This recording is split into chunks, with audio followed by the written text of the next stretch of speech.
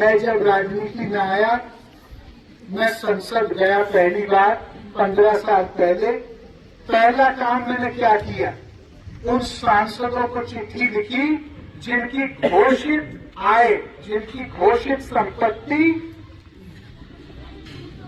20 करोड़ से ज्यादा थी, और मैंने उनसे कहा कि भाई, मैंने अपने सब सुविधा छोड़ दी, मैं न तनख्वाह ले रहा हूं, न सरकारी घर ले रहा हूं, न कुछ कर रहा हूं, मैं अपने घर में रहता हूं। आप लोग एक काम करो, आप तो सब बड़े बड़े लोग हो, आप स्वतः ये सब त्याग। मैं एक ऐसे हिंदुस्तान के लिए काम करना चाहता हूं जिसमें सब लोगों को बराबर का अधिकार मिले। मैं नहीं कह रहा हूं कि उद्योग बंद कर दो, उद्योगपतियों को नुकसान पहुंचाओ, नहीं। मैं ये भी नहीं कह रहा कि जो बड़े बड़े लोग शहर में हैं उनके अवसर बंद करा दो ना, लेकिन मैं एक चीज जरूर कह रहा हूं कि हमारे देश में 62 कंपनी हैं जो पिछले 7 साल में बेची गई हैं, जिनका निजीकरण हुआ, और उन 62 कंपनी को अगर मिलाया जाए तो अभी तक 27 लाख सरकारी कर्मचारी जो पहले थे आज वो बेरोजगार हो गए।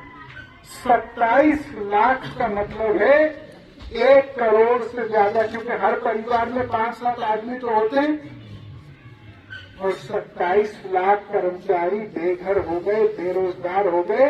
अब मुझे एक बात सही बताइए, अगर 40-50 साल का आदमी बेरोजगार हो गए तो क्या दूसरे उसको नौकरी पे रखेगा उस उम्र में?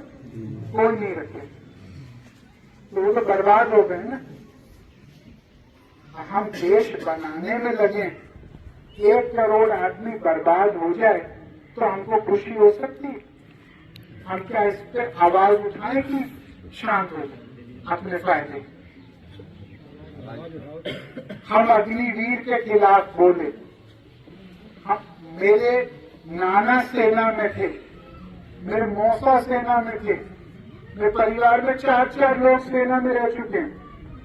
मैं सेना का अपने घर से भी ज्यादा सम्मान सेना का करता हूं, लेकिन मुझे एक बात बताइए, अगर कल सेना के जो अग्निवीर में लोग हटाए जाए, कह रहे हैं कि 1/3 लोग हटाए जाएंगे, और कल वो लोग आपके दरिया भगत में जाए देश की रक्षा सरहद में करने के लिए, और वो वर्दी में वापस आए और आप उनकी सलूट मारो, रात कहो कि साहब आपने तो बुलंद कर दिया मामला हमारे गांव का, क्षेत्र का, और वो कहें कि नहीं भाई, मेरे को तो निकाल दिया गया है, अब मैं सरकारी स्कूल में जाके बर्तन मांजूंगा, तो क्या यह सेना का अपमान होगा कि नहीं होगा?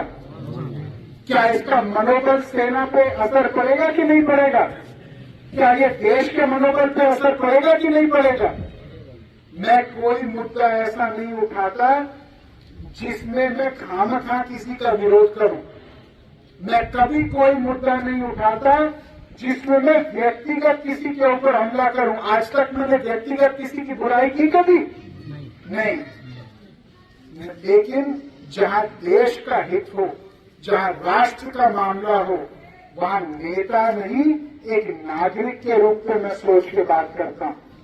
और मैं इसलिए बात करता हूं क्योंकि बाकी जितने लोग हैं वो बेचारे डर के मारे चुप रहते हैं, वो सोचते हैं हमारा थोड़ा बहुत फायदा निकल जाए, हम ऊपर अपना चमचागिरी कर लें, चाटुकारिता कर लें, जाके कोई बड़े नेता के हाँ में हाँ मिला दे।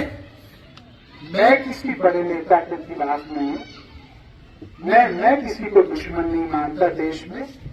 मैं अपने सारे लोगों का सम्मान करता हूं, मैं सारे दल में कुछ अच्छाइयां देखता हूं, कुछ कमियां भी देखता हूं, कुछ कमियां मैं अपने अंदर भी देखता हूं।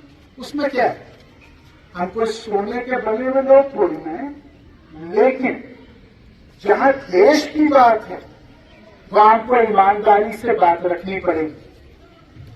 8 बार पीलीभीत में हम लोग जीते लगातार। आज आपको पता है पीलीभीत में हमारे पास एक घर तक नहीं है।